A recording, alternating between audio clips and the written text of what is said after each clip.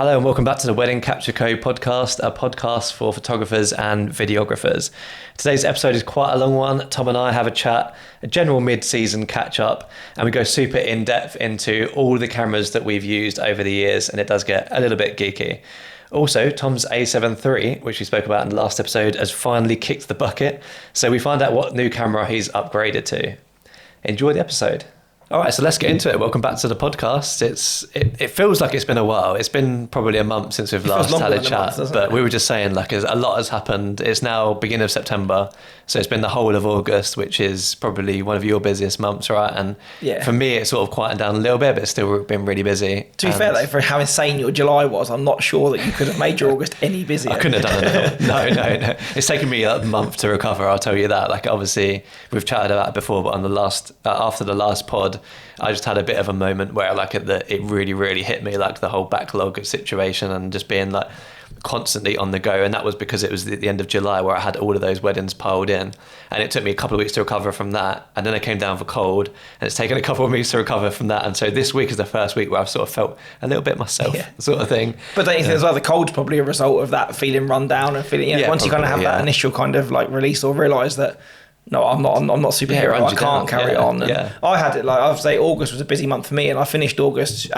not shooting weddings, but I shot the 3 days of a music festival as part of a media crew that I do every year. And other years I've kind of sailed through that with weddings, either before or after, and kind of felt, I'm a little bit tired, but okay. But this year it killed me. Like I shot a wedding on the Thursday, and then doing those sort of, like 3, 14, 15-hour days in a row. I literally had a moment where I almost fell asleep at my desk while I was colouring the wedding. I woke up and my finger was still on the right key, and the wedding was at the end, and it was hitting the buffer because I got to the end of the photo, but realised that I'd probably the last photo that I actually tagged was somewhere in the middle of the ceremony. Wow, so I'd obviously fallen asleep long enough with my finger on the keyboard that I'd only woke up due to something. So, and that's like, it's kind of good because we did an episode on burnout just before that, and then we literally both hit that phase at the same time. I feel like I've got to, like, on editing days, I've done smashed out the morning and been like all good, and then I will have sort of lunch.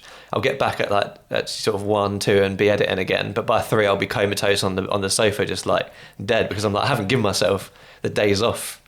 Because you're doing weddings at the weekend and then editing during the week. Like you expect to have a day somewhere in there, but you just don't. You just power through. And I think it's something that I'm not sure that we covered in the last episode as well. There was definitely a part about being kind to yourself and being realistic. But I think it's really, we both said this is, our partners or ourselves have said, when we've had these moments, I just need like a day or some time off. Yeah. But when I sit on the sofa, and the first thing my mind goes to is, I've got 12 weddings to edit. Like, what am I doing? And I'm sat here watching that, like, and you feel guilty for having that break. But the reality is, you're going to fall asleep at your desk if you don't. Yeah. But you still feel that any little bit that you can do is, you're still turning up and making that solid effort to kind of to service people the way that you want to. Sometimes it's not the case. You literally do need to take a whole day to recharge the battery to 100%, not just like another 10% and then get back to it, sort of thing. For sure. But you went to Malta as well since then. I did as well. Yeah, that seems like it was much longer ago than since we last spoke. But I went to my first ever destination wedding in Malta, and incredible. I had kind of, not say mixed feelings is probably the wrong term to use. I was really excited to go, but I think in the same way that maybe in those early days when you shoot your first few weddings, and you kind of feel really nervous, you feel sick, you check your gear about 20 times, like you run through the list like far more than you did. I did all of that stuff like that reminded me of when I started. Back in the day, and in the lead up to and the days probably before, like getting out there and stuff, I was really nervous and really kind of stressed. Luckily I had my wife with me to kind of talk me down and rationalise me that remind me which end of my camera to look in and know that it will be okay. It's really different though, isn't it? Because when you're at home, you can check your stuff, but like if you do happen to forget an SD card, there are ways around it. Like there'll be places near a venue you can go to grab something. And also I was in Malta, which is definitely like far from uncivilized, but we were at kind of the north of the island where I think the nearest camera shops were in the 2 big towns. So it would have been like a 45-minute round trip to go somewhere to buy anything remotely camera related. If I was missing a battery or needed an SD card more than that I could buy in like the local petrol station. It's like a 16. That's definitely more stressful. Class 3. So but once I got there and kind of we stayed in the same hotel as the couple and a lot of the guests. So by the time that I'd been there 2 days, by the time we shot the wedding, I'd kind of seen a lot of the guests about. The family that I shot were really lovely as well. And so the whole experience was really positive. I definitely get the appeal now of having like a destination wedding, the idea of taking a small group of people away and kind of, the vibe is very, very different than people that have just driven 20 minutes down the road to go to their cousin's wedding or whatever. Yeah, definitely. And we're definitely open to be doing more in the future, I think.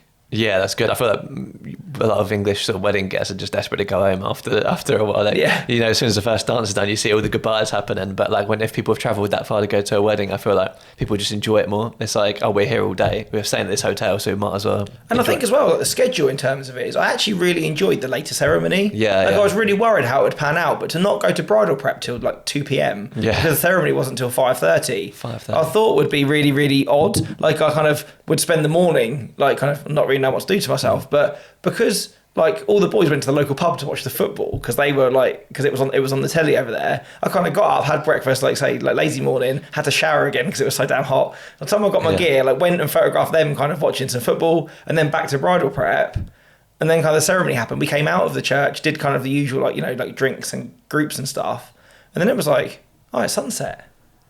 So like I moved my car that I had next to the church, drove the couple literally 10 minutes out to like some really cool like cliffs and this and that, like grabbed the sunset by the water and the rocks. And then by the time that we got back, all the guests had walked back from the church, again got changed because it was so hot. And then kind of like the evening started from there.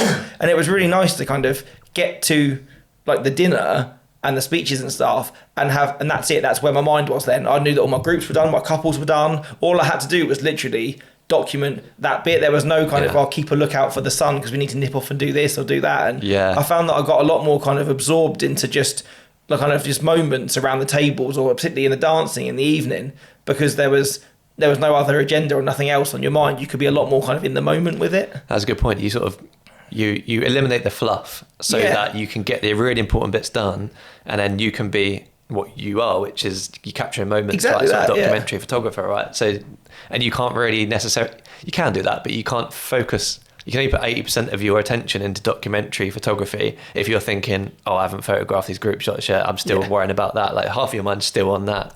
But I suppose if you get that done, now you can just sort of relax and enjoy and take photos of people just like in their natural way. Yeah, and I think also because people do travel out for it, like we said at the beginning, the vibe is different. Yeah. Like people were very much like, I've travelled, you know, like 3 hours on a plane or whatever to be here for this moment. Yeah. Although that a lot of them were there for the days before, and some people that some of the days after, that was still very much the reason that they had gone on that trip. Yeah. So kind of everyone is super tuned in, and even people that didn't know each other were much more kind of receptive to kind of wanting to hang out and make friends and, oh, where have you come from? Oh, what have you doing? How long are you here? Like there was natural conversation about, you know, that them kind of getting to that point. It's all the best people, the people that have made the effort, and because they've made the effort, they want to enjoy it and make 100% of it. So yeah, and I think like you said with the schedule, it's kind of all the fluff is kind of gone. Yeah. It's very much like these are the core events, let's make these happen in this time. People and the same happen, not hanging around for ages. And the same with the guest list. I think that they're the people that didn't really value going to that day with that couple, didn't spend their money on the flights and the accommodation or whatever. So the people there are, you know, the best of their best friends and their real closest family. And so everyone was kind of much more tuned into it. There was no one that was there as a plus one to be polite, if you like. And I think that really makes kind of the quality of those candidates and kind of just the whole vibe of the wedding just a lot you Yeah. Excuse me. Yeah. So was it worth it? Would you do it again? Yeah, definitely. I would definitely do it. I think, again, I'd have to make sure you take it on a basis by basis. I think for me, going out a couple of days before, I definitely needed that to kind of settle into the area and kind of be able to do some kind of just kind of scouting. And like, I don't think I could be one of these people that fly out on the morning of the wedding and that I just don't think I feel like my nervous system could do that. The destination life of, you know, I've got such a busy weekend, I'm flying to Italy and on Thursday, and then on Friday I'm flying to Greece, and it's like that to me. Maybe it's just envy, but that doesn't really sound fun, really. Like that sounds just a bit like. I imagine these weddings are amazing, but that sounds like so much stress and like thing for the same amount of money, and like you're not actually enjoying it while you're out there. I think like you, I would take destination. I don't know if this is what you said, but I would take destination weddings if there was an opportunity for me to go stay somewhere new. Or also, I think I wouldn't want to do that many that I lost sight of that. Well, you know what I mean? Like even in this country, doing a volume of weddings that we've done. You'd be lying that when you go to a venue for maybe the 20th time ever, you don't see it in that same kind of excitement that you do the first time. But I still feel very grateful to be there, and I always use that challenge to try and find things. Where I think that if I, you know, was at Lake Como 5 times in a summer, that kind of magic of it would be lost in the end of, I've got to jump on a plane, I've got to do this. So to kind of maybe, if I was to do, look to more destination work in the future, I would definitely be open to it, but I would cap that a lot more heavily than I do my numbers in the UK. Like again, maybe 2 or 3 a year. So that's to have a few to break it up, but like you say, like you want to enjoy it, you want to make the most of it, and you have to be conscious about the money that you're losing by taking those days either side sort of thing as well. Yeah. But yeah, so you've been filming weddings in the sun. Meanwhile, in August, it's been. I feel like I missed the rainiest weekend here as well. It's been so rubbish. Like, I don't know. We looked through our weddings for the year. I don't know if we've talked about the rain I'm sure we've talked about the rain on the podcast so much this year. It's a British podcast again. Yeah. It has to happen. And also this summer has been atrocious as well. I know. Oh, we've had 50% of our weddings this year rained. Wow. That's just like unbelievable to think about. And like, we don't want to show. So I think we've spoken about this off the pod, is we don't want to show just loads of rainy stuff on our feed because it doesn't sell, and B, it just like rain is sort of generally associated with like a bit drab and dreary and stuff. And so we don't want to post a load of rainy weddings. So it's become really hard to like focus on specific things to grab for your Insta. But not only that, it's become hard to be like, to rock up to a wedding and get yourself motivated. I spoke to a photographer on Saturday who, he absolutely loves his job, but he says like this year, there's been some times where he's been sat in his car, it's like hammering it down with rain at the venue, and he's like, he's had to be like, right, come on, you need to do this and get it done, because realistically, we'll tell couples, oh yeah, it doesn't matter all that much, but like getting the motivation to be creative when everything is limiting you to very specific ways of being creative is so hard. And also as well, you're trying to pull your own kind of enthusiasm levels up to go in there and impart that onto a couple, but for them, it's their one and only day. And I'd like to think that they've got that ability to go, yes, this is our day, for better or worse. We are going to make the most of it. But it's the guests as well. Yeah. But I was at a wedding yesterday and the weather luckily was glorious. And to kind of have that evening buzz of people having their cocktails out on the lawn and the sun's going down, and it was really kind of like, there is a natural buzz around it where everyone's just kind of peering out the window at a beautiful set of grounds that they can't enjoy because it's hammering it down, or even a move from the ceremony space to the dinner space requires umbrellas and coats overheads and stuff. There's only so many of those moments that you can document for the couple before, again, it's not feel good. No. And whilst hopefully everyone who's getting engaged this summer has been well aware of the weather, again, it still doesn't sell, does it? It's, oh, look at this amazing venue that I've taken through a misty window because it's raining. You're not out in it and enjoying it. Exactly. It's a whole different vibe, like you say, of the guests as well. Yeah. I feel like this year, I don't know, I've seen a meme recently, like the whole, it was like 2020, there's a picture of something, and it said 2020, can't wait to get back dancing, and then like 2023, and it's just empty dance floor. And it's like, I feel like this year has been sort of a bit of that. I'm not saying every wedding's been dead. What I'm saying is like the rain, I really feel like brings people down. Just bring that mood down. Yeah, it brings the mood down a bit. And people haven't got the money to spend, £8 on a cider or something at a venues, and I can really see that. It's been the weddings that have supplied their own alcohol have been like a really good vibe. But don't you think that, maybe I can't speak for myself, is that social norms have changed dramatically? Like pre-COVID, me and my wife particularly, we used to eat out in restaurants or maybe even just pop to the pub a lot more than we do now. And some of that was, we got Max, who's behaving himself at the moment. Obviously, I don't want to leave him as much as we did. But again, it's cost. Like, we looked at probably what we used to spend in a month on just eating out, and the price rises of that afterwards. Now it's kind of like, well, can we afford to probably go to a restaurant a couple times a week? And you probably can't. No. And so I think that is reflected in weddings. People might go and nurse that beer a little bit longer if they are paying for it, or if drink prices going up. It's not. That is reflected. Yeah, 100%. And I just wanted to say, like, a wedding, we were talking about unicorn weddings a few episodes ago, and it's ended up being quite a popular episode of ours. I had pretty much what I would consider to be our unicorn wedding on paper last month, and I think it's changed my opinion on what a unicorn wedding should be, or like the ideal wedding should be, because it rained. And it completely, everything that we thought was going to be good ended up just being really difficult. So everything that was going to make it a unicorn wedding was hinged on the sunshine. Yeah, pretty much. It was a mainly outdoor wedding, and it was so to clarify. Like I said in that episode, I think that like it was having things to entertain the guests, lots of stuff going on. Like obviously, like the couple, be it obviously like the things that you touched on as well, like the couple being like your kind of couple, the guests being like really receptive towards things, all that matters a lot. But I feel like in order to make the kind of video that we make, like having some sort of like entertainment, whether it's a magician or a singing waiters or a bouncy castle or something like that, is always like really welcome to have that kind of energy. I think we spoke about this at length, haven't we, between photo and film, is that sometimes things that are quite static can come across quite well in like even like candids, for example. If two people are there chatting and laughing, that can make an okay still. But you need that kind of activity of like, say, people like throwing a ball or say watching magic or something like that translates so much better in video, and those activities exactly. really like, bring that together. Games and stuff is quite nice, to be fair. But this couple had it all. They're an incredible couple. Like we had a chat with them and we were just like, can we film your day? It's going to be amazing. They had a whole crazy golf set up, bouncy castle, singing waiters, the whole lot. But then it hammered it down with rain and it was windy for the whole day. So it ended up being like the bounce castle didn't even go up. The outdoor ceremony got moved inside, and the indoor area was just a bit like flat, to be honest. It was an outdoor venue sort of thing, basically. And I feel like until the party kicked off, where you could tell people were really looking forward to that, because like at the beginning of the day had been a bit like wet. Until then, it was a bit like, all of this stuff that they could have done outside, and it ended up being like everyone was people were actually sort of going to sit in the wedding breakfast room before it was ready, because they were just like sign, isn't it? You just sort of know.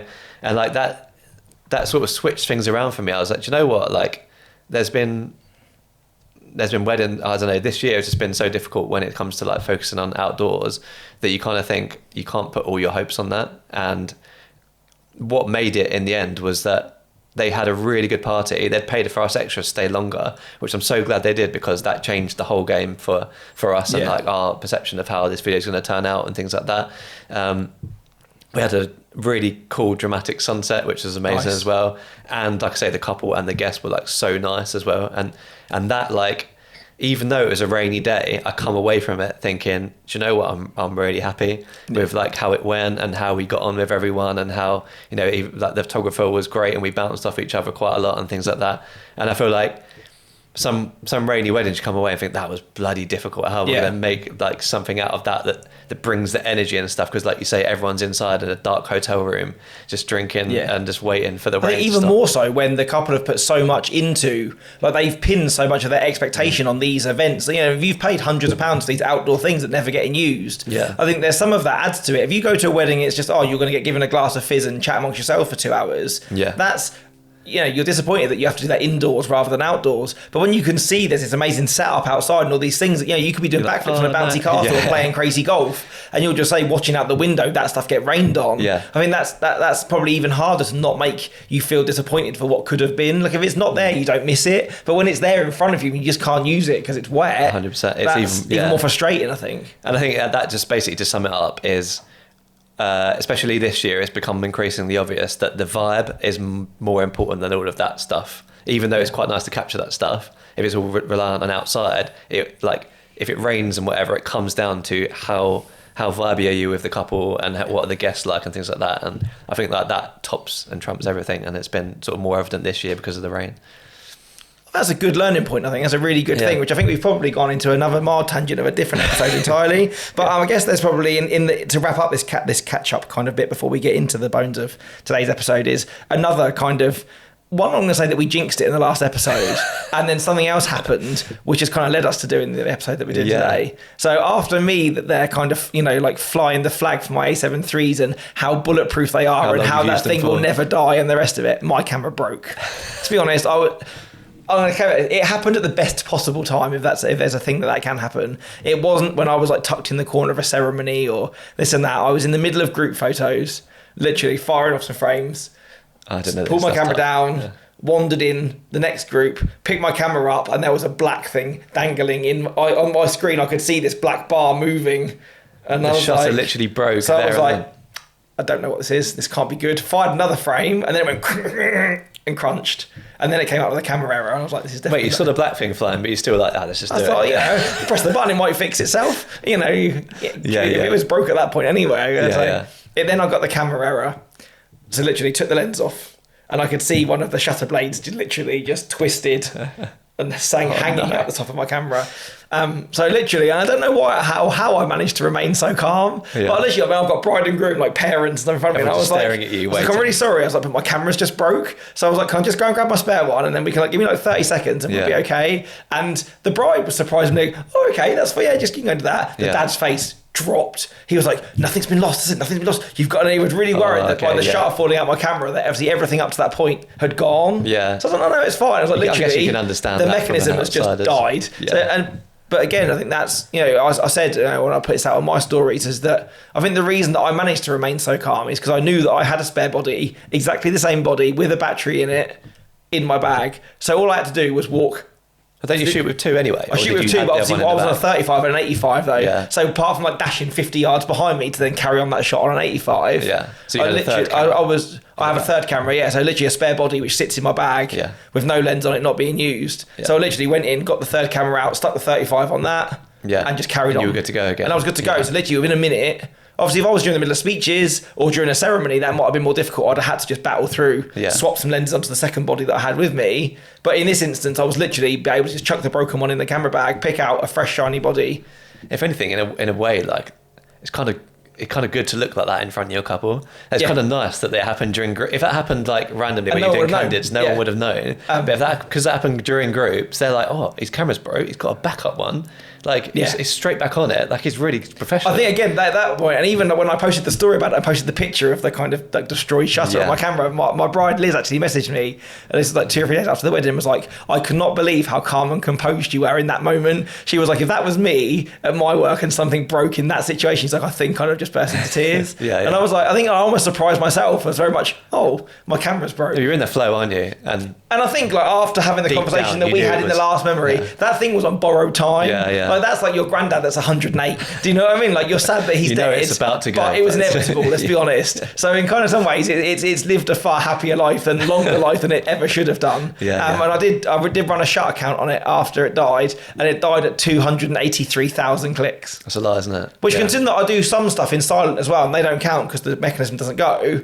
When someone says to me that I thought it was rated for 200, but when I spoke to Josh about this, he thought it was only 150. So if that's the case, it's pretty much lived a double life. Yeah.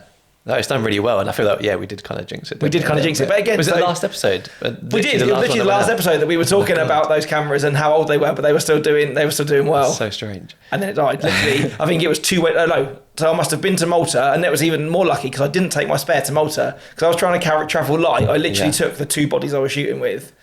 Wow. So then you bought a new camera, which we'll talk about later. I feel like we should talk about that towards the end. What you actually end up buying. So I bought one to replace the spare, so I still have a spare, and that comes at the end of today's thing where we're going to talk about our camera journeys. Yes, exactly. So we're gonna go through. It's a bit of more of a techie episode. We're probably going to get a little bit geeky with it, but I mean, last time we talked about the gear that we use, sort of behind the scenes and editing stuff, like monitors and stuff, didn't we? And that became, I think, it's one of our most popular episodes, like second or third most popular episode. And I'm hoping as well that there'll be a little bit of nostalgia in this as well, like depending on how long you've been doing this or how long you've been owning SLRs and cameras, to see how our journeys mirror your journeys. Like maybe you've had some of the cameras that we also had and loved or hated them more than others. So it'd be really nice to see, I think, looking back at probably some of the cameras that we used, and now I think, well, how did I make the images that I did with such poor tech, really? And some of the frustrations as well that come from even stuff that's around now, for at least for video, I think. But you were only talking about something with your new camera, which again we'll get into. But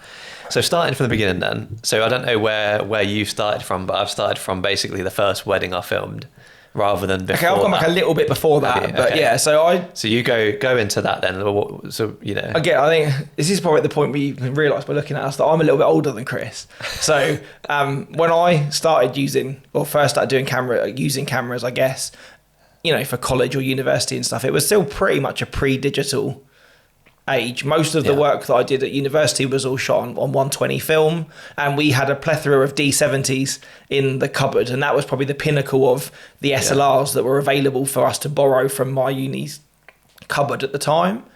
And so I bought a Nikon D50, I think, with my first student loan, which I've looked on here, came out in 2000 and I think it came out in 2006, and I bought it a bit later on. I bought it from Curry's in West Quay. If you remember that Curry's that used to be in there. It used to be in that main drag, not far from where the Apple Store is now. So there used to be a big Curry's there, and I walked in there, and I got a free SD card with it and a little bag to put it in. And I only moved there 10 years ago, and I was made up. So so that was longer than 10 years ago. Yeah, I'm old. So I bought that from there, and that had a whopping 6.1 megapixels and came with the 18 to 55 like plastic lens with it. Yeah. And at the time I was made up that I had my own super DSLR and yeah. And then from there moved on to the D80, and then I shot my first wedding on the D90, which is probably so about that journey begins. And that D90. was so it was just Nikon D90. Yes, and that was the first SLR to do video. Was it? It was the very first SLR. That was like 5D Mark IV or something. No, so the D90 was the first ever SLR to record video. It only filmed in 720p, and you had to manually focus with it. Yeah. But it did video. Oh, I didn't know that. Yeah. I always thought it was the 5D because everyone goes on about how that was the game changer. I think it became usable at that point. Like you couldn't pan with it because you'd get the bouncy shutter. Oh, no stabilization. There was no stabilization at all. So there was very, very limited in what you could do. Yeah, but considering that there was a lot of point and shoots probably on the market at the time that were offering video and stills out of a little tiny box, to get an SLR that you could put a 50mm on and kind of do that kind of like, even just like that kind of like fade in focus manually at 720p. For me as a third year student that probably never really done video, it was like, this is really cool. Like I felt like I had a real cutting edge piece of tech. You know? 100%. So I had originally, before, if we're getting into before weddings, got a Canon 1000D, I think it was. Okay. Yeah. And that was like really early days. That was when I was like at school, and I was like, do you know what? I quite like photography. I want to get in, like everyone does. Like, I want to get into photography. So then got the 1000D. And I was taking some photos of it, and I was like, right, I want to do some video now. And it didn't have a video mode, and I got really upset because it didn't have a video mode. But your phone at the time probably did, yeah? And the camera didn't, yeah. Sony Ericsson K750 thing, the little slidey camera thing. But yeah, so I was doing like a lot of videos on my phone, like with friends and stuff at the time, and I was like, oh, my camera doesn't have a video, it's really sad. So within like a couple of weeks, I'd returned or sold the 1000D and got a Canon 550D, I think. I think that was the next one I got. And I think that did video 720p in 50 frames or something, and maybe 1080p in 25. But so that stayed with me for a long time. Had a little 50mm with it, and I think it was a crop sensor. And at the time, I had no idea like how to work a camera. So I didn't know what a crop sensor was. Put a 50mm on it. I was like, whoa, this is like very close up sort of thing.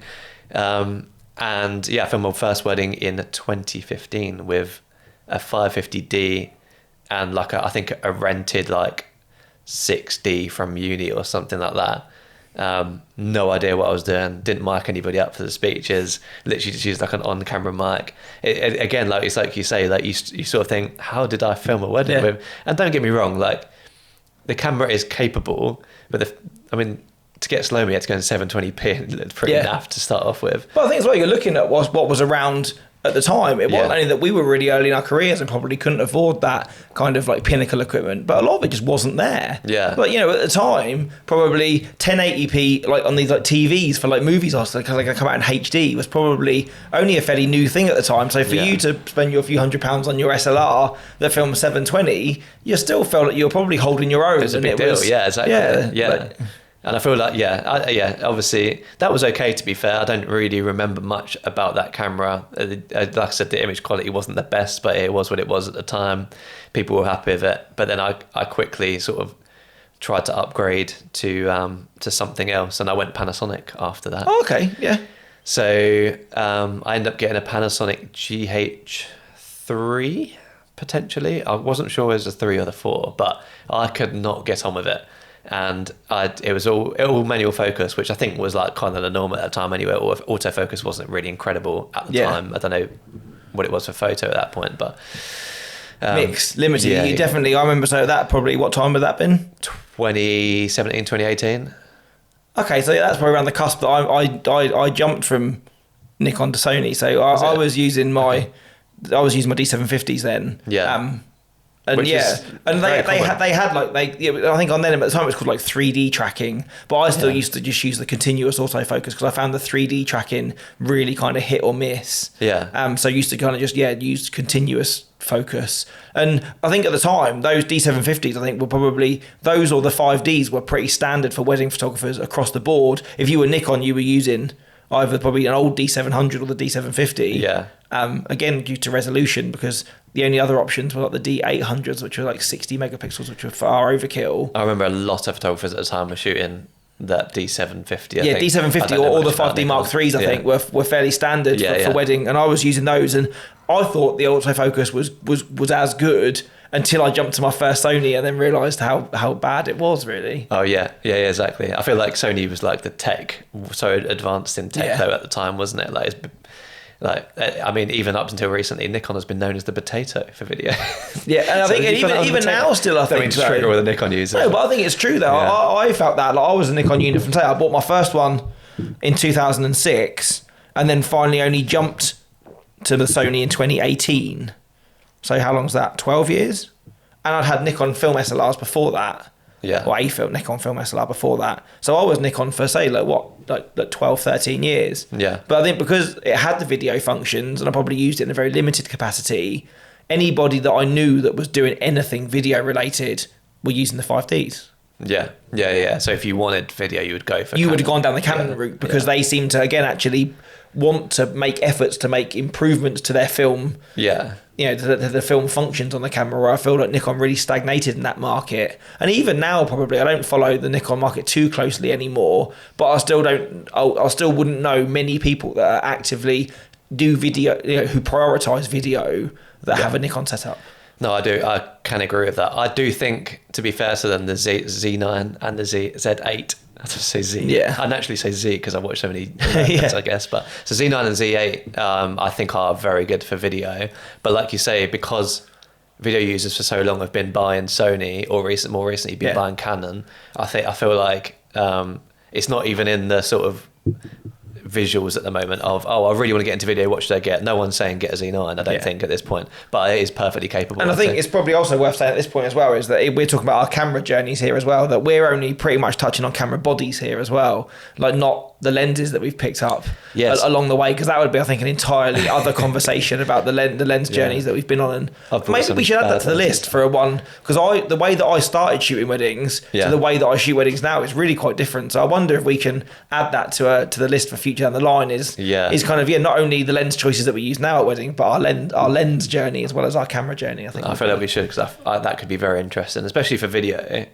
For both, actually, to be fair, because I'm really interested when I turn up to weddings and see photographers and like seeing what they're shooting with.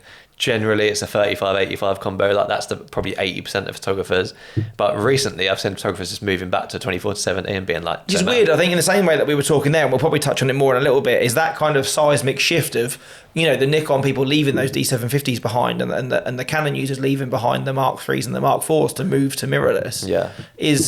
When I got into wedding photography, for sure, is that any wedding shooter you looked at had two DSLRs, 24-70 on one, 70-200 on the other, and that was everything you needed. And we've really moved from kind of a zoom market through kind of our primes are the only way, and now particularly with that Canon 28-70 f2, changed the game. That I think you're going to see another shift with a lot of people really stripping their kit down even more and going back to single body in that lens. I'd use that for a bit. It's a heavy boy, but I think if I was mainly a photographer, you could get away with that. But the trade-off of carrying one heavy camera as opposed to two and keep mixing exactly. Just using one in the moment. Imagine how in the moment you could be if you use one camera and one lens. I feel that's the ultimate goal.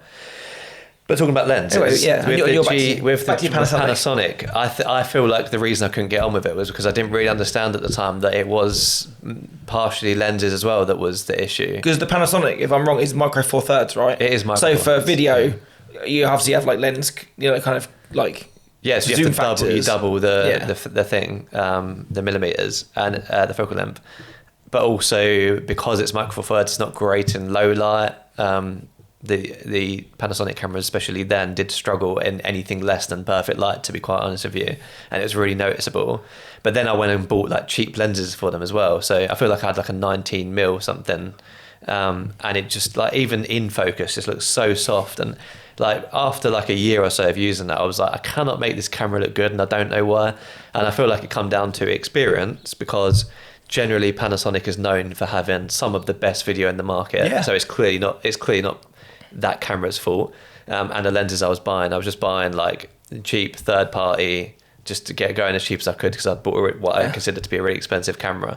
And I felt, looking back, that was probably the reason. But also, knowing what I know now about autofocus and things, having to manual focus whilst on like, so pre-gimbal, I was using your glide cam. Yeah, the glide cam with the weights on the bottom. Yeah. So you're trying to manual focus while on a glide. It just it was rubbish. But so yeah, quickly upgraded from that. So yeah, and I never went back to Panasonic, to be fair, but they have struggled with like keeping up with autofocus and things like that for a while, which has become like a staple of video, I think. So yeah, I think the way that, again, they struggled to kind of find their place amongst the competition, I think is probably fair to say. But like you were saying, with low light in that camera, I remember in those early days, particularly with that D90, going to my first wedding, and again, probably only having the standard 18 to 70 lens, which was, at its widest aperture, probably like a 3.5 to 5.6, depending on where you were, being in that church and knowing that camera was no good at much anything above 400 ISO. Like between 100, 200 and 400, it made some really nice files. But if you started to push it to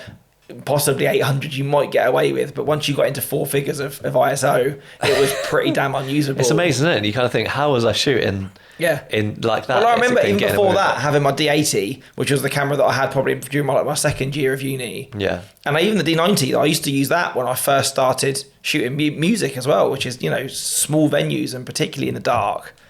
Is that D80, I used to just leave it, because it had no auto ISO or whatever. I used to leave it at 200.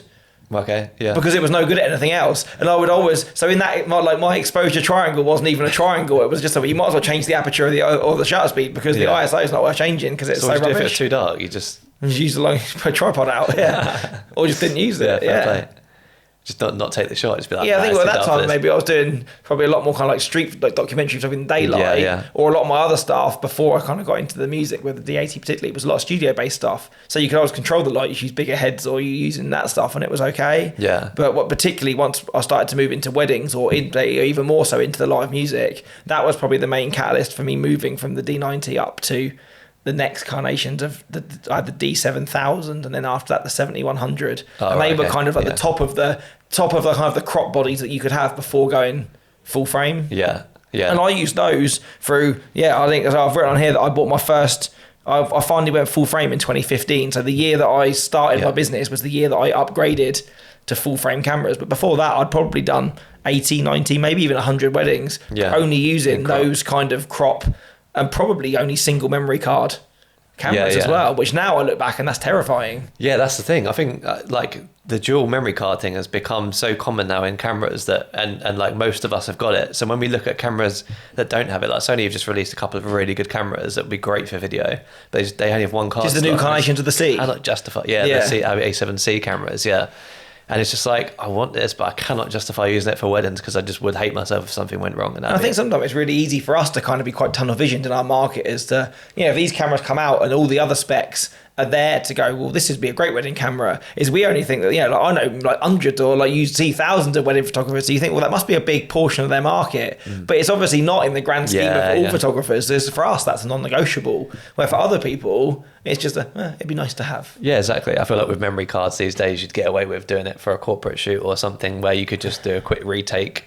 It's, it's only one SD card. It's not often or ever that the whole SD card breaks and you can't get anything off it. With Sony, it's generally because there's this little error. I don't know if you get this a photo, but there's an error that comes up with writing, and it sort of like doesn't write properly. To do with like a data, you have to rebuild the database and stuff. Yeah. Which is funny, because again, talking about how times changed, I remember kind of chatting to other wedding photographers as I was coming in, shooting those kind of single memory card cameras. And someone really saying to me then, like, they were starting to bring out these bigger and bigger memory cards that you're starting to think, well, I probably could shoot a whole wedding on those cards without changing card. And someone said to me, I don't know, stick to the 4 gig cards, more or less. So you would be changing cards 5 and 6 times a day, but also in kind of that reassurance that if anything did happen to the card, you'd only lost say 20% of the day if you shot across 5 cards. So it was better to, rather than go and buy one 64 gig card that you could shoot a whole wedding on, if you shoot that on, you know, say 8 gig cards and you shoot on 4 or 5 of those, you might only lose prep if you lose a card, or only lose the ceremony. So it now sounds like dramatic, but you know, you're working on a law of averages that your camera that you had only had the ability to record to 1 card. One day you're going to thank yourself. So that was the way of doing it, is that you would never lose everything. You'd still have something to deliver to the couple at the end. But it's funny because we were talking, me and Josh talking about this the other day, and I was like, I can't buy this camera because it's got 1 SD card slot. And he was like, funny enough, mine's got 2, but when it failed on both cards. And I was like, that is typical, isn't it? It's got both card slots for backup, but if it fails, most of the time it fails on both cards anyway. So, but I sometimes use it for like backup if I'm like, you know, if I've got like 2 shoots in a row, sometimes it's nice just to pull 1 card out and only have to format the other one, and then you can back up the other one while you're... Yeah, because particularly, and this is something which I never... Again, it's kind of different things do different things. It's like, with my Nikons, if I took a card out of my D750, even though it was set to simultaneously shoot, I could still carry on shooting on that camera. So D750s they had... They had 2 slots, yes. Okay. When I went up to D750, that was a real big step for me. I remember getting that in 2015 and kind of being, well, okay, now like I'm properly in business now. Like I've registered my business. I'm kind of, you know, shooting enough weddings now that I need to do this. And I brought my first D750. So that was 2 card slots and it was full frame. And almost again realising like I'd taken a step back when I put my 35mm or my 50mm lens on that, which I've been using on my D70-100. Obviously at a crop factor, it was effectively a 75mm. Yep. So putting it on the 50 and it was a true 50. If you're like, oh wow, I literally went and bought an 85 because I needed to, because that's the focal length I was used to, and I wanted that 1.8. But and almost the low light benefits of going full frame and just the quality difference. I remember going and shooting the first wedding that I shot, and it was in the cathedral, and then it was this and that, and just coming home, and I've never been a massive like pixel peeper, but just getting them up on my iMac screen and being like, oh my god, this is amazing, like it's full frame, like it's so the detail that I can get out of this camera compared to my old one, and I like kind of having that like bubbling with the world of possibility that now I've kind of like, I felt like a proper professional, do you know what I mean? Like before then, like all the cameras that I've had, they had labelled them like enthusiast or prosumer or whatever, and I kind of really felt that I'd arrived, that, you know, like I'm actually like I'm like a registered photographer. I've actually got a full frame camera, and all the people that probably, you know, in those early days, I'd go to weddings and the uncle or the granddad would have better kit than me, and they're looking at you going, you're the hired guy, and he stood there with his like D4 or whatever, or the gear, and I was literally there with probably like my 70-300 as my zoom, because it was like the cheapest zoom that you could buy and stuff. You've always got to start somewhere, and the fact that you start that with that and make your way up. I feel like, going on a little bit of a tangent, when people say, you know, I'm starting off in this, what camera should I get? I completely disagree with the whole, start with something small and work your way up, because I think that, I don't know, actually we might have spoken about this before, but I think that all you're doing then is putting unnecessary limitations on yourself. If you can afford something better, get something mid to high range to start off with, so you're not limited by like certain factors. Like for Sony, for example, if you go cheaper, you're going to be either getting crop sensor, or you're going to be getting something without actual proper sensor stabilization or something like that. And like, you're going to pick up that camera and realize actually it's a lot harder than I thought. Whereas if you go somewhere mid-range, then it's going to have most of the things you'll need. And there's nothing that like really that you haven't got that the pros have got, so you can sort of like, you work with no limitations in the camera. I mean, so you see, if you know less, and then you're giving yourself a camera which is compromising you're not giving yourself to just succeed to the best ability. But at the same time, you need to be aware of kind of your budget at that time as well. Like, I know, you know, probably the few £100s I was charging for those weddings. You know, trying to then, you know, and probably was ploughing most of that, you know, before I went full time, ploughing most of the money that I earned back into buying new kit, or, you know, finally getting a better website than the free addy one, you know, one with adverts on that I had before, or that type of thing. But someone else said to me, you know, then it's buy the best camera that you can afford, but get rid of the kit lens as quickly as you can. And that as well. Like, you can have the best camera in the world, but if you're still using that like plastic lensed, like rubbery, you know, like horrible kit lens that only stops down to, you know, f5.6 at 70mm, again, you're really you're pushing the camera so hard, because you're not letting it, like, you know, go and buy a 50mm 1.8, and I did, and that 50mm I think cost me 60-70 quid. They were so cheap, weren't they, for SLRs? And they were so cheap, and that 1.8, and they were good. And I remember shooting probably, you know, the bulks of most of those early weddings on it, for the fact that even though the ISO was so trash, even though I opened it right up to f2, almost having that like blurry background, you know, it made you look professional. You know, it really felt that separated you from what people were taking on their phone to their point and shoot. You looked like a professional with it. It meant that my ISO didn't have to go as high as it was, and I probably shot loads at super wide open, and some of it was probably questionably in focus because it was shot at 1.8 on an SLR, which autofocus wasn't great. But it still had that look enough that it looked professional, you know. Or that's like my 51.4 that I was telling you about, and I was like, I've got the 51.4. I started shooting everything at 1.4, and I realised I probably shouldn't do that. But it's nice to have the option sometimes. But I've probably spent a year, or probably a good season that year. It was probably only 8 or 10 weddings. Yeah. But doing most of it on that 50mm. Yeah, and it does make a difference. Like you say, get rid of the kit lens as soon as possible. In fact, if you are saying, what camera should I start with, potentially think about what lens you should start with first. As well, Pick a system that you want to get into and buy a good lens for it, because you need to get rid of that Sony 28-70 or whatever it is you get with it straight away. The one you ever buy you buy the kind of the bundle, don't you? And it comes with the lens. Comes with the lens, so you can use it out the box. But... And it's such a rubbish lens. Like, don't get me wrong, like we're kind of sport in this day and age, so it's a good lens, but when you compare it to something that you would actually buy, like that's not a kit lens, it's a whole world of difference in sharpness, and you know. And it's not until you use one of those other lenses that you realise how bad the lens that you had was as well. Like you're looking at it going, it's in focus, that's sharp. And then when you see something that comes out of even say what's a relatively inexpensive prime, and you're like, oh wow, like that's damn sharp. That's so much different. Like, I feel like for video you can kind of get away with it because there's definitely an over sharpness in video. Like you can feel like maybe something's a bit too clinical. Whereas I feel like in photo, you want to be able to zoom in and see every little crisp bit of hair in focus. With video, I feel like it's actually better if it's a tiny bit softer, just so that you get that sort of, it's a more cinematic look sort of thing. I think as well, I probably look back on some of my maybe earlier work with a little bit of fondness of that, because I had, and I've still got them, I use them for my film camera the other day. When I first went full frame, I found then the details amazing, but sometimes, particularly in direct light, it was quite unflattering. And I had this, I bought an 85mm from the 90s, and it had like an aperture ring on it still, and it had a metal hood as well, which was like the best thing, so you could bash it on doors and stuff and it wouldn't break. But that was, once you got anything below 2.8, the focus on it was so janky. Like, is it in, is it out? I don't know. But sometimes as a portrait lens, that had some really cool, like a real magic about character. It. That when I first moved over to the Sony, and the first lens I had for my Sony was the 55-1.8, which I think is still possibly the sharpest lens I've ever used. I was almost like dialing stuff back down. That is because it wasn't flattering. Again, it was, you needed that kind of like soft, kind of cinematic, like Vaseline on the lens kind of style. It doesn't need to be literally perfectly crisp, does it, all the time? Especially when you're looking at faces and things like that. Sometimes people want a little bit softer. I'm not sure I want to see my face in like crisp focus. 61 megapixels. I actually had the first time I ever shot in 4K. Did the whole wedding in 4K, and actually the bride go, can you not, like, can you remove all of the close-ups because it's far too detailed? And it's like, oh, okay, fair enough. And I didn't shoot in 4K for a while after that, but obviously then it became a thing. But yeah, so that 55 1.8, by the way, is literally the sharpest thing. It's crazy.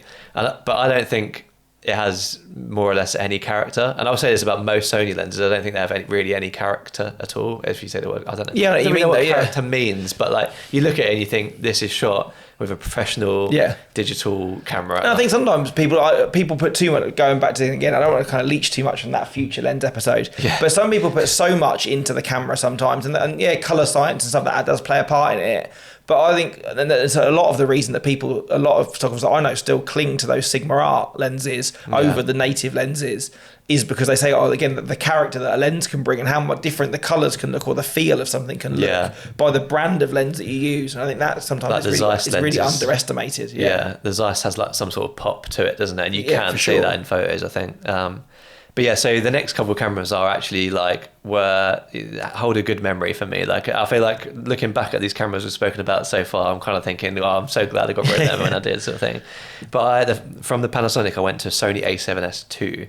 Okay. And this at the time was considered, like, I would say the best mirrorless camera, sort of small mirrorless camera for video, because it had such good low light. Like, it was incredible. That S is kind of that's where kind of people had seen low light quality in low light photo and video like no other. Like it was almost like they gave you the ability to shoot in pretty much dark at what at the time would seem like there's no noise. It was incredible going from like the Panasonic to the A7S2.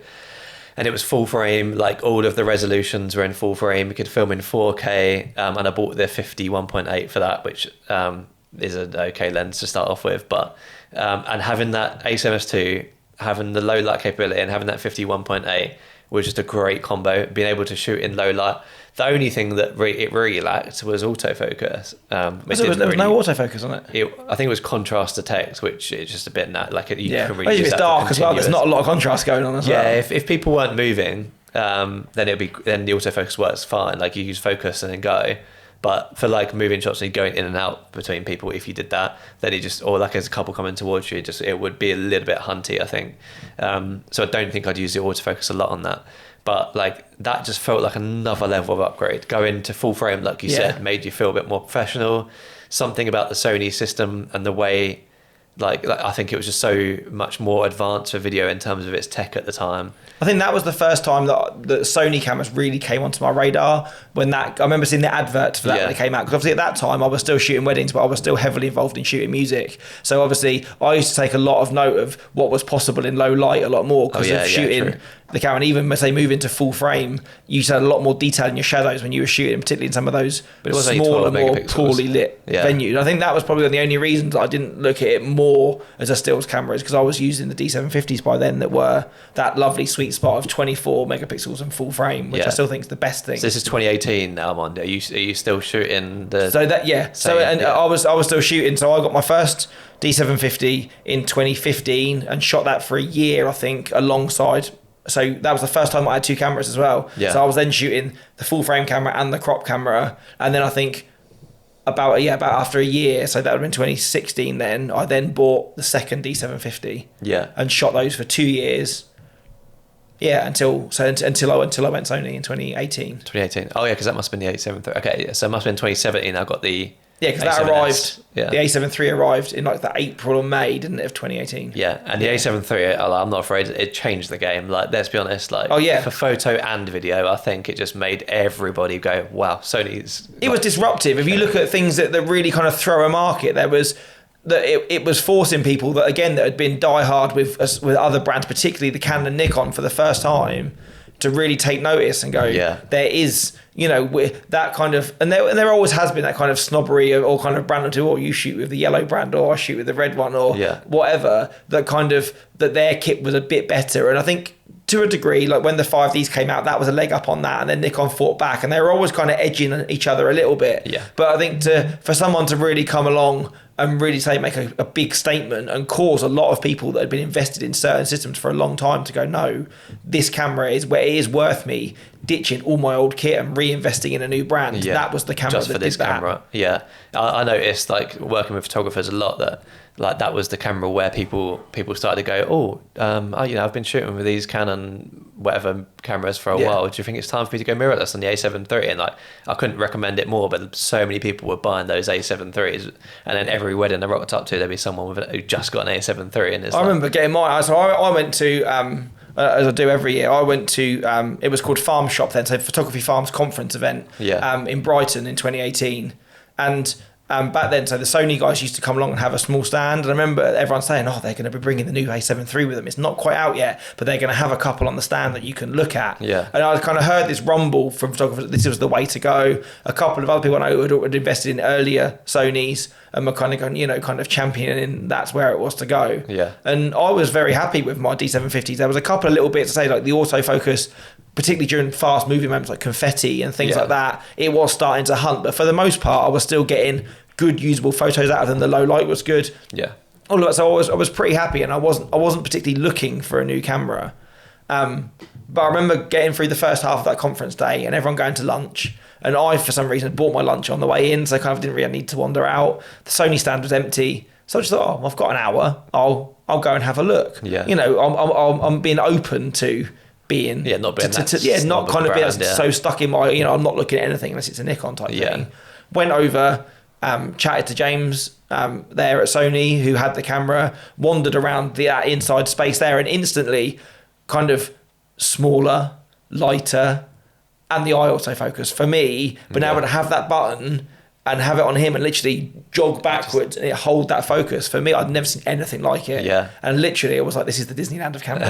Like I've arrived. Like if I can have this at a wedding, all those bits where say you've got confetti coming everywhere, a couple charging towards you, you get 6 frames and then Hunt's in the middle, and then by the time they get there, they're back in focus again, they're too close. So you've got a couple of usable stuff. Or the cameras hit the buffer on your cards. Yeah. To be able to shoot as many raw files as that could without it stopping, and the autofocus, I was like, okay, maybe I do need to look at this camera and give it some serious thought. Yeah, I still think to this day for photography, I still think out of every Sony camera, I'd recommend the A7 III. Because I don't, for wedding photography, even specifically, because of like the 24 megapixel, I think that's like the sweet spot. But I think if you look back kind of over like, fairly recent history still, and you're saying you look at cameras which kind of will, I think if you look back over history, will say made real changes to not only the wedding industry, but camera industry. Yeah. Is in terms of digital, I think you'll look at the 5D Mark II. Yeah. Again, that swayed a lot of people. When Canon brought out that full frame camera, again, it had some fairly good video capabilities. For stills, that was unparalleled, I think, at the time. That was one of those cameras that lots of people flocked to and stuck with. The next camera to make that kind of disrupt in the market was the Sony A7 III for sure. Definitely. I feel like they've learnt from their mistake there, because they put everything in that one camera. And since then, they've very much segmented all their characters to, their cameras to either photo or video. And there hasn't been one since the A7 III that does both perfectly. And at the time, I think the A7 III did both. I mean, it's as well as any of the others. As well as any of the others, yeah. So with video-wise, with the A7 III, it was pretty much an A7S II, but with really good autofocus. Like the autofocus was another level. And it took forever for the. I'm sure you're going to talk about it because you own one. We're filming this on it now. But for me, the S3 took a long time to arrive afterwards. I don't think they even had any plan for it. A lot of other cameras, came out in the meantime with fairly minimal upgrades on what was in the A7 III. But I know a lot of video shooters that were still plugging away on those S2s, going, because I predominantly shoot such low light that I still need to cling to this, and I just need the features from the A7 III with that chip from the S2. Exactly. I think they released the A7R4 before they even released the A7S. I believe that's for sure. Yeah, because I tried that out and I was like, no, I just can't do it because high megapixels, low light was a bit not as good, sort of thing, but. It took them a long while to get to that point, and I think like there was a sort of thing in the video community, like this unicorn camera, this A7S III that was going to be like the whole new level of video, and it just never surfaced, and people were just sort of starting to lose hope in Sony video wise. Yeah, and started to jump back to when the R started coming out for Canon. I know a few people that kind of like almost gave up hope on that A7S III ever arriving and started to go back towards. The Canon direction. If Canon had released the R5 and R6 a little earlier, I think they would have dominated the market, but it actually ended up happening at the same time. I feel the same with Nikon though. Again, I was at that point when I got the A7 III where, say, I was quite happy with my D750s, but I think if Nikon had have dropped a Nikon version of the A7 III, something which was full frame, 2 card slot, because you remember the first Z that came out was single card slot, had a bunch of issues and stuff.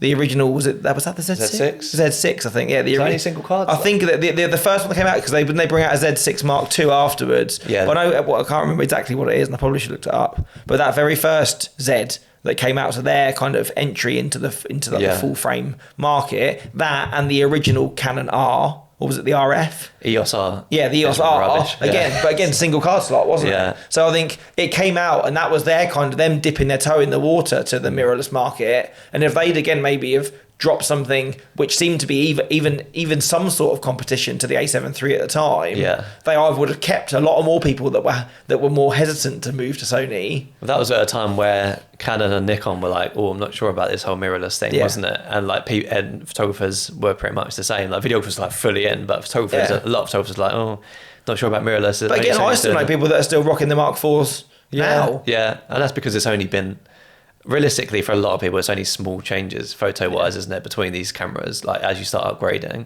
So, and it becomes a case of sometimes you'll even lose something that you liked.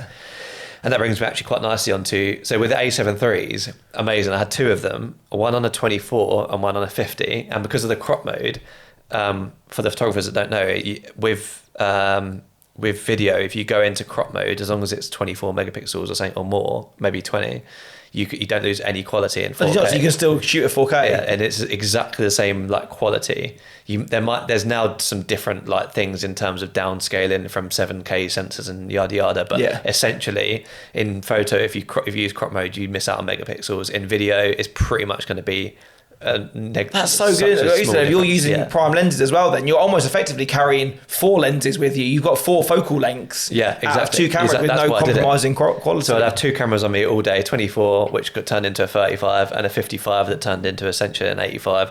That's the best, still to this day, the best combo I've ever had, like versatility wise.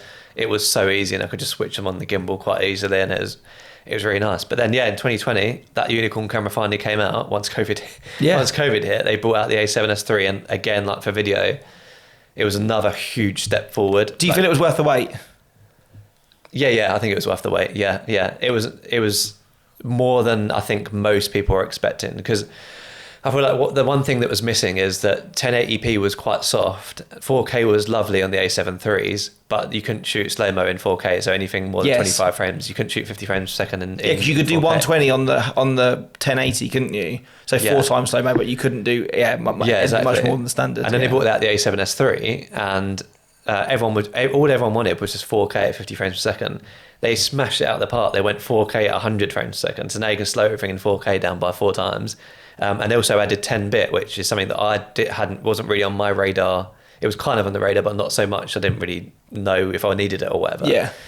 And 10-bit then basically increases the bit rate of the footage. This is, again, for photographers who might not know. I have no idea about it, because I will talk about it when I bought my new camera in a minute. That has 10-bit on it now, but I still have no idea what it does. Yeah, so essentially the A7 III filmed in 8-bit. So if you were to shoot in log footage, which is essentially a really, really flat image, if you went to grade that, you start to get banding in the sky, specifically at sunsets and times. So it's almost like shooting a RAW style file if you're a photographer. Like having that is you've got some latitude to adjust in it. So for reference, I think 8-bit is essentially like, so we were basically filming in JPEG. Yes. The whole time, and we couldn't edit the colours so much as like a little bit. So we'd edit them a tiny bit, but we'd have to shoot in very, very slightly flat, so you could then bring it into. But if you tried to shoot in log, which is really flat, then you'd start to introduce banding and like little artifacts and things like that. 10-bit increases the colours by millions. I don't even know the number, but it's millions basically. So now we can shoot super flat, get incredible dynamic range, and grade it pretty much as you want. I've never managed to ruin a 10-bit file, like raising the shadows, lowering. Which is insane. You know, when we spoke about like shooting the evening before, and I've said, about other photographers in the past going, they want to go out early in the sun because they can't. When I used to go, I can shoot underneath the sky and pull the shadows up on the people. Yeah, that was much more difficult in video. You had to kind of nail the exposure in camera. Sunsets were kind of like just white sky with like a nice lit couple before, but now like you can literally get everything.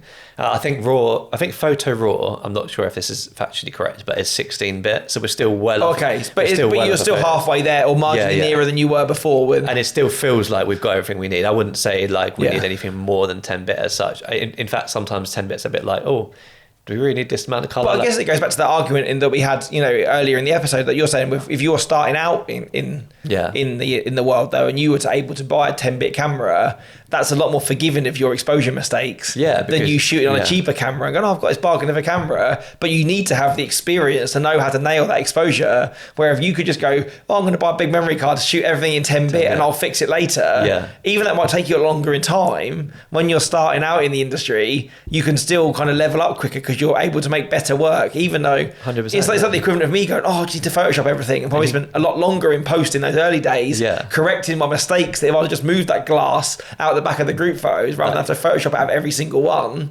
I'd have saved time. Come in handy. But the 10-bit has definitely changed a lot of things. The 4K has changed a lot of things. Like I now shoot everything. As soon as I got the A7S III, I started filming everything in 4K. The clients didn't necessarily want it. I'm not saying like 4K you had to do it, but for me, I could notice a huge difference, and I wanted to utilize that difference. So I ended up getting 2 A7S IIIs, and they are so good. Again, we're still filming with it now. It came out in 2020. There's really been nothing else that matches it in terms of video on the Sony side, at least. Yeah, I thought it was Sony now. They've started to bring out the other cameras. We've had a new R since, and then we had the R5. And then obviously the A7 Mark IV. Oh yeah, the A7 R5 came out as well, and obviously the new seat, which is so the A7 R5 for video, it shoots 8K, but as soon as you go into 4K at 50 frames a second, there's a crop. Okay. And then with the A7 IV, it's an APS-C crop, so it's a 1.5 times crop if you want to shoot 4K. So you're losing your lenses again. Yeah. So if you're going to buy a video camera for Sony, the A7S III or the FX3, so the FX3 is basically a repackaged A7S III inside of a cinema camera body, so it's got more like mounting points that you can attach things to. So if you're going to build a rig out of it and use something, you shoot that way rather than, like you still shoot with like a holdfast and a more kind of SLR approach on a gimbal. Yeah, exactly. It's just packaged in there. But also better stabilization. So I'm talking about myself a lot and these cameras a lot, but I feel like for video it's just come leaps and bounds every single camera. I feel like with photography though, and we've said this in previous episodes, probably when we were talking about my camera, when that A7 III arrived, I still think even again, so when I bought those two D750s in 2015, which is almost 10 years ago now, they had that 24 megapixel full frame sensor, which for me I still think is everything that you ever need as a wedding photographer. To try and fathom shooting a wedding on an R5 at 60 or 70 megapixels is absolutely insane. I don't think anybody would ever utilize the quality or the need for the scale of that sensor. So we've had, I still think, everything that you need in a still sensor for 10 years. Yes, it's 100%. Just those AF improvements, those speed improvements, or again adding video features in, which have really made my life easier rather than real kind of leaps and bounds in kind of, quality of image. I guess that the cameras have got slightly better in low light, but even still, I think if I got a D750 now and was on the dance floor and that at 3200 ISO, I'd still be quite happy with the files that it pulled. Yeah, I think if you put two photographers next to each other, one who really knows what they're doing with a D750 and one who knows what they're doing with an A7 III, and in good light, you're both going to get the same shot. It's just one of them might be slightly harder quality of life wise to get that right. Exactly. I do agree that. So it's really quality of life in terms of tech, but also because video has cut, or the demand for video has come such a long way in those 10 years. The camera companies or the cameras that we use have had to level up to meet that. So the stabilization, they introduced active stabilization, which is 1.1 times crop, but it's just so much better in terms of like being able to handheld. I wouldn't dream of mostly handholding the A7 III. You can do it, but for video, but it's a little bit like every micro shot you're going to see sort of thing. With the A7S, it's great, and if you're using Sony first party lenses, it's even better, which is something they don't actually tell you. If you're using their own lenses, for some reason the stabilization is so much better than if you're using third party. And Sony have never even sort of said this really, even the ones without sort of optical stabilization built in. So it's kind of crazy. Any Sony branded lens, not just the G Masters, if you're using like the 1.8s and stuff as well, it'll still like if you go from like a 50mm made by like Tamron or like the Sigma Art or whatever, which a lot of people use, to a Sony 50mm, you'd notice a difference in stabilization immediately. Like this is something that me and Josh have been like, it blew our mind. Like we met up at the pub once and he was like, try this. Like it's so weird. Like I tried it and I was like, oh my god, so much for your own testing. You've realised that makes such a big difference. So now, like in a pinch, and I've only just found this out recently, really. In a pinch, if I have not got time to set up the gimbal after a ceremony, which often happens like during celebrant stuff, I can grab my 35, put it on my A7S III in active stab, and walk backwards, and it'll hold up okay. It's pretty much perfect. I have to really concentrate and then do like the walk and everything, and then if you apply a touch of stabilization, it's literally like doing it on a gimbal. I'd still probably try and use a gimbal where I can, but like having that flexibility sometimes be like, do you know what, I'm just going to do this confetti shot handheld. And but I think that's inspiring, isn't it? Is that we're sat here now in 2023 talking about these cameras, and we're looking back over probably the last 10, 12 years of cameras. You look from where stuff was then, that where we're going to go in future as to where we are. Those things, it's highly possible that you're going to laugh about gimbals in the same way that if you showed someone who got into weddings in the last 2 or 3 years a glide cam, they'll like it. What's this, a hammer? What's this with dank weights on the bottom? The stabilization will get that good that you could literally just wander back. Exactly. Handheld on a camera, and I think it's coming. Panasonic's pretty much there. I think a lot of Panasonic users are mostly handheld because their stabilization is insane. But that was A7S III, and I feel like since then they've introduced a lot of features which we want, but it's not worth buying the new cameras that they're putting in those features for. So enough. Again, that's probably something before we're almost an hour and 10 in now, so probably to wrap this at some point. Is that all the things that we've said at the beginning, we were buying the best that we could afford against what the best that was out there. And now as working professionals, you do have that ability to probably afford the kit if you want it.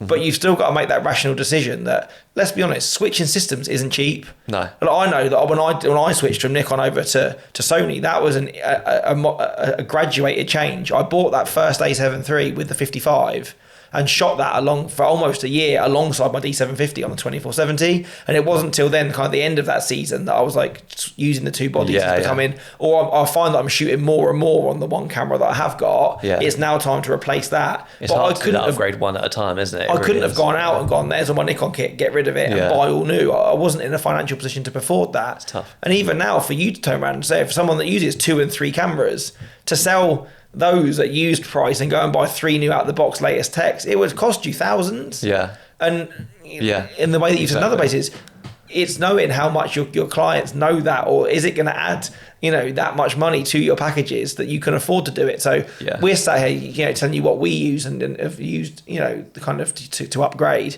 but we're definitely not saying that you need to go out and buy spend thousands and thousands. It's the latest thing. It's making a calculated risk as to taking, okay, that's got enough of the new features, which is going to make my life X amount easier or save me this much time, that it is worth that upgrade. And the great thing is that these cameras, these manufacturers, especially in the mirrorless age, are starting to put the really professional stuff in some of the cheaper cameras as well. Like the A7C II that's just been released, apart from the dual SD card slots, which if you're just starting up, you're not going to notice anyway, I don't think. That is a very capable 10-bit 4K in slow-mo. Like it's more than I've had until the A7S III came out, basically 3 years ago, and it's $2,000. And even like with the A7 III, that's not marketed as a pro camera. If you probably took a cross section of the wedding industry in 2019, there was a lot of people using it, and how many people in that industry actually probably went A9, which at the time was their flagship camera. Or even now, how many of them are using the A1? I've seen $7,500 a body. If I was to have 3 of those, I could pretty much buy a brand new car for the money that I would have in those 3 bodies alone. So, like I say, even using the A7 III, that's still only, at the very bottom, or kind of in that halfway between, kind of good enthusiast and low level. You've got like the A1 and things like that as well. But then, recently then, your camera broke. Yeah, so my A7 III is RIP. It died, and so I was forced, kind of in the middle of a season, to buy another camera with pretty much only a few days to decide what to get. Which, as we spoke about that's not normally me. I normally kind of ponder things for ages, like for every possible scenario, every review, and kind of do all that. And I had to make a decision, and I was kind of left then with. I either do go and buy another A7 III. Yeah. I'm very happy with them. I have been very happy with them. But I think there was still something playing in my mind, is that, again, that is still a nearly 5-year-old camera. And other tech advances have come out since then, that if I buy another one, or albeit the newest one that I can find, that lasts me another 3 or 4 years, is by the time I get to then, it's going to be a 10-year-old camera. So am I spending slightly less money now to need to upgrade sooner rather than later? Or do I buy a newer camera now with better tech, and hopefully that will last me longer? And so in the end, I decided that was what was going to rule me. And if I bought the newer camera, I would have to just learn to use it. And I've got weddings that I can actively take it out on, and the best way to learn with it is on the job. And so in the end, I looked at buying an original A9, or maybe even an A9 Mark II, because of various other things. Having the A9 II, being able to shoot in silent a lot more because of the stack sensor would have been really, really handy, particularly when I've had some churches this year. That would have been really nice to be able to shoot completely silently without worrying about banding. Did you ever look at switching brands then, or did you? No, I think because I still had the other 2 A7 IIIs and the lenses are okay. I didn't even look at maybe going back to Nikon, because I again would have to start reinvesting in lenses then, and I wasn't in a position to buy maybe 3 new cameras plus lenses and stuff. So in the end, I kind of, and I still think now probably quite hastily, I ended up buying the A7 IV. So essentially the newer version of my A7 III. And I've shot, since I've got that, I've shot 2 weddings with it and the festival with it. No, 3 weddings now and the festival. There are certain elements that I love.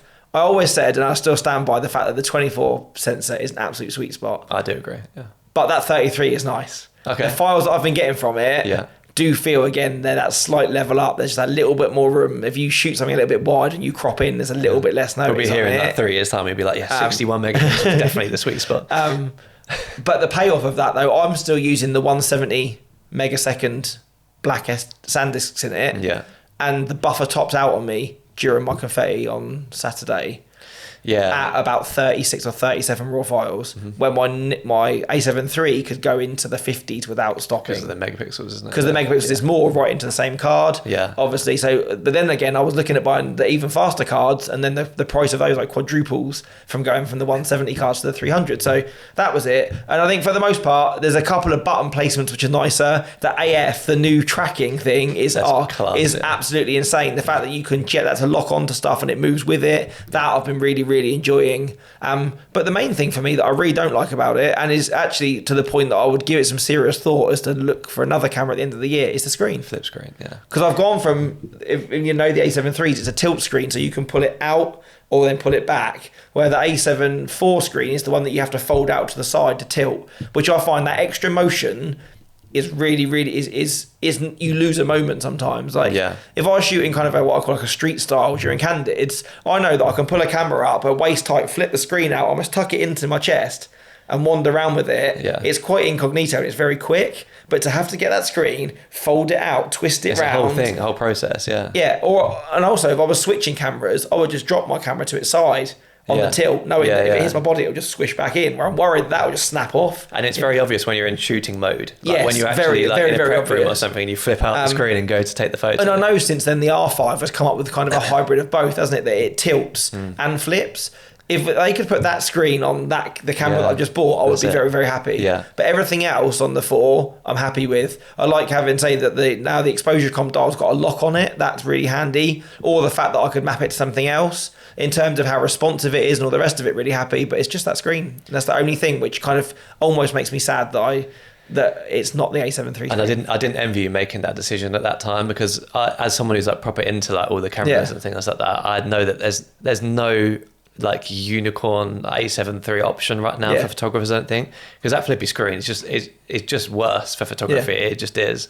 And then if you don't want that, you've either got to get the A7 III or you've got to go up to the A7R5. Yeah. In which case you're shooting 61. And I must admit, it did cross my mind in the end. Yeah. Because there's a way apparently which you can shoot the A7R5 in what they call a medium RAW. Yeah. Which is a 22 megapixel RAW. Oh, okay. That was almost the other option. So I could almost shoot then only 2 megapixels less than what my A7 IIIs offer. Yeah. But still have that screen and the real track and focus. Yeah. And all of that for a while, a few hours, I did consider it and look into that. Yeah. It's only the fact then that the R5 cost almost twice as much as the normal Mark IV that I'm actually going to spend nearly best part of $2,000 to gain that. It's like, is it worth it? Sony's definitely losing that whole like. There's not one camera that does most things. I feel like at this point. Yeah, because again, so the Mark IV now came out in 2021. Yeah. So maybe in the next year we might even see the A7 V come along, and I'd like to see that be another kind of. I think they've done enough changes in other cameras. A real good all-rounder. Yeah, for sure. Like that flip screen, we want like videographers. Like I also got the A7 IV as a third camera. Better stabilization, like similar autofocus to the A7S III, but has cropped 4K, which is a pain to deal with if you're trying to run 2 cameras at the same time. But it is nice as a third camera, and nice for also the small amount of times I do photography as well. Yeah, but like that's you say, the payoff. If you use the S3s for stills, obviously at a 12 megapixel sensor, they're really feeling their age in terms of the quality of the size of file, I guess. But yeah, we're just seeing limitations in that now. I think in the A7 IV already. So. But I think in our industry as well, and this year, and we spoke about this at the start, is particularly photographers now wanting to offer more hybrid, or that option of taking a few clips and stuff, and that's really coming in, or even like other way. I think that there is a need more than ever for something which is a really good all-rounder. Yeah. It's not now that the videographers use the S's and the photographers use this. Especially with Canon. I think Canon is doing things right because they've got all of their cameras are all-rounders, but they start from cheap all-rounders to more expensive all-rounders, the way I see it anyway. Like the R5, the R6, the R7, the R... And I know a lot of people, again, that have gone back, or people that hung on to their Canon, their Mark IVs and Mark IIIs, 5Ds a lot longer, and now feeling pretty smug with their R6s. Yeah. And that's not always even the R6 Mark II as well. It's just that original mirrorless. Is a class camera. And I'm hearing really good reports of people still using the native EF lenses on the R's with their control rings with very little loss of quality or autofocus speed and the rest of it. Definitely. So that becomes tempting, whereas Sony is all like, oh, here's your video range, here's your photo range, here's like the mid-end sort of range, and it's like, what are you doing here? And I think now people have done that jump one way, like loyalty in 2023 is just less of a thing. Society are less loyal now. I think if there was that much of a reason to switch back brand, people would do it more quickly now. I think I would. Like, you know, if you'd have asked me back in 2013, 2014, I'd have been, Nikon for life, you know. But having done that change to make a better camera, I learned the muscle memory on those cameras to move across so much quicker than I thought I was going to. That if something came up, I think, and it was that much of a game changer, I would give it much more serious thought than I would have done in the past. Yeah. No, I definitely agree. Well, I'm far too invested in lenses, but... No, that's the problem, isn't it? As a still shooter, really, I could go out buy a 35 and 85 and 2 new bodies, and for a degree, I could get to work, where, like, you know, you've said another, and you're having to buy multiples of stuff, and two shooters and range of lenses, or you've got to try and edit across systems for a while, which has got its own teething points. It's a lot more of an investment. I did consider the switch to Canon and back in the end of last year, because the R6 II came out, and the R6 II is a very nice camera, but I just feel like the way they're limiting their lenses now to first party only, aren't they? Which is just kind of. But Sony did for a long time, didn't they? Though, like those Sigma Arts to come out on the FE mount took a long time to come, and I know a lot of people that, you know, Metabones were probably making really good coin at the time from people that were moving across from Canon to because that was the best adapter that there was. When I got an A7S II, the done thing was to get the Metabones on it. And then till Sigma brought their own one out, before they bringing out native Sony lenses, they brought out, is it the MC11? So more or less it was like, well, we're not going to just change them out on our lenses, we'll sell you an adapter first. And I feel like those native arts came a lot later. It did, you're right, Well, that's a hell of a journey. One, hasn't it? But I've surprised myself, I think, for someone who would say that they're not particularly techie, I feel like I've dove a little bit more into kind of the tech side. When you think about it, like the forefront of what we do is business and weddings, but like, I mean, I'm really techie anyway, so I'll admit I know most things about all these different brands, even if I don't use them, sort of thing. But like, you don't even think about the decisions you're making every day in terms of tech for yourself. Like, if Uncle Bob came up to me at a wedding and was like, I see you're rocking the Sony A7 IV, and started, that's got next speed, whatever. I wouldn't know. No, exactly. But I know on the job whether that's faster than that, or that does that job better than that. And I think also you're naive to whether you profess to be techie or not. It's your business to know. Because if it fails or you're looking to upgrade, you need to know what you're looking at in order to make an informed decision. I think it comes down to three things in terms of buying new cameras for me. It's quality of life. So has it got stuff like better autofocus or better stabilization that's going to make filming weddings easier? It's quality, like of the image and stuff itself. Are the couples going to notice? Because most of the time that's a no recently. Like the couple's not going to notice if you switch from A7S III to A7 IV. It's the same like quality basically, relatively anyway. And fun really. Like you got to enjoy your job. Like if you hate using your camera.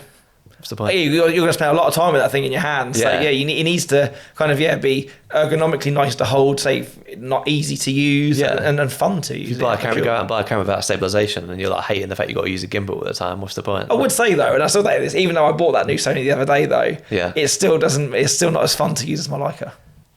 No, well. That's another conversation. Again, for me to go, maybe I could go and buy a, switch to Leica. I've definitely not won the lottery. I was thinking we get into our personal cameras, but that's a whole other story. So. It is, buy Leica. You've become an advert. This we've been working 2 hours. I think if we started talking personal cameras, and I feel like that for people again that don't profess to be techie, that's probably a good place to leave it. I think. But then next time, our next episode is marginally more practical again, isn't it? We're going to talk about shooting bridal prep. Back into weddings, shooting bridal prep, which for video is quite a short thing for me. There's not a lot that of different things we do, I guess. Like we're pretty on a level with bridal prep. Maybe you'll surprise yourself and impart some wisdom onto people that there's things that maybe you do that others don't. So. True. But it'd be mad to think that's episode 14 that's going to go out next. It's only the second episode where we've tackled an actual part of the day. Oh yeah, because we intended to do that quite a lot. We did the evening, didn't we? Back early on, probably episode 5 or 6. We've got so much to talk about though. Like we sort of bounce between, and we like these little episodes which are a bit more fun rather than like in depth about how to improve your business or that lot. Like it's a bit more. And also, we're hopefully going to play the long game here as well. And I feel like if we'd done literally like prep ceremony, we'd be out of episodes already now. And we're kind of enjoying the journey of just popping things in as they've come up. Like again, like my